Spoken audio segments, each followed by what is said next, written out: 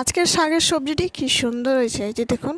হরে কৃষ্ণ বন্ধুরা, তোমার সবাই কেমন রয়েছো? আজকে সবাই ভীষণ ভালো রয়েছে রে বন্ধুরা। এই যে আজ দুপুরে রান্না বান্না। তো কাঁকরোল এই যে নিয়ে এনেছিলাম। কাঁকরোলের সবজি তো কেউ ভালোবাসে না, তো আমি একটু সেদ্ধ দিয়ে করলাম, খুব ভালো হয় সেদ্ধটি গরম গরম ভাতের লগে। তারপর এই যে ঢেঁড়স শাক আলু দিয়ে একটা চচ্চড়ি করব। তার আগে এখানে আমি তেলের মধ্যে পাঁচফোড়ন দিয়ে আলুটি প্রথমে ভেজে নিয়ে নিলাম। ভেজে নেওয়ার পর 1 মিনিট ঢাকনা দিয়ে রেখে দিলাম। রেখে দেওয়ার পর শাকগুলো উপর দিয়ে দিই। দিয়ে ভালোভাবে নাড়াচাড়া করে আমরা যে মশলা একটু সর্ষে আদা তারপর লাল লঙ্কা দিয়ে সুন্দর করে একটা পেস্ট বানিয়ে নিয়েছি।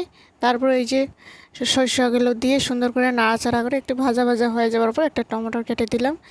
তারপর এই যে হলুদ লবণ দিয়ে সুন্দর করে আরেকবার নাড়াচাড়া করে ঢাকনা দিয়ে রেখে দিব।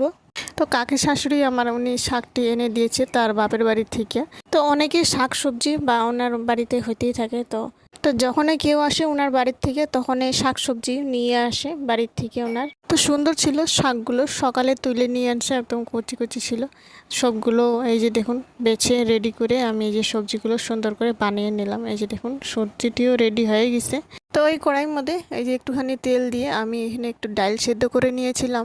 সুন্দর করে একটা টমেটো কেটে হলুদ একটু লবণ দিয়ে আমরা পাঁচফোড়ন দিয়ে আমি ডাল দিয়ে এই যে সোমবার দিয়ে দিই। একটু শুকনো লঙ্কা দিলাম 2টা মতো।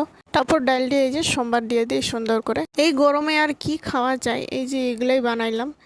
তো বেশি কিছু করলাম না, ডাল করেছি সিম্পলভাবে, তারপর শাক দিয়ে আলু দিয়ে একটু চচ্চড়ি করেছি। আর শরীরটাও তেমন খারাপ লাগতেছিল, কালকে অনেক দৌড়াদৌড়ি করা হয়েছে। কালকে সারাদিন না খাওয়া আর এসে রাত্রিবেলায় খাওয়া হয়েছে একটুখানি কিছু একটা। তো সারাদিন দৌড়াদৌড়ি করা পা সব ব্যথা হয়ে গেছে। সকালে তাও তো রান্না বান্না করে আর কি কিছু একটা করলাম।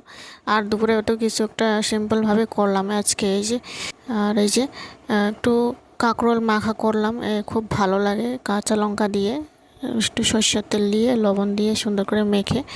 তারপর এই যে রান্না বান্না শেষ করে নিই। শেষ করে এখানে গ্যাস গুছগুলো পরিষ্কার করে নিই। তো শরীরটা খারাপ লাগলেও হাজার কাম তো আর শেষ নাই, কাম তো করতেই লাগবে। কেননা পেটটা তো আরও বাইন্দা রাখা যায় না, পেটটা তো খাওয়া তো দিতে হবে। তারপরে এই যে দুপুরে রান্না বান্না, এই যে শাক ভাজি, শাক আলু দিয়ে চচ্চড়ি, কাঁকরোল সিদ্ধ, লেবু আর ডাল, আর এই যে পাঁপড় ভাজি। তো বন্ধুরা ভিডিওটি কেমন হয়েছে অবশ্যই লাইক কমেন্ট শেয়ার সাবস্ক্রাইব করে জানাবেন। আশা করি নেক্সট ভিডিওতে দেখাবো। আজকের জন্য টাটা বাই বাই।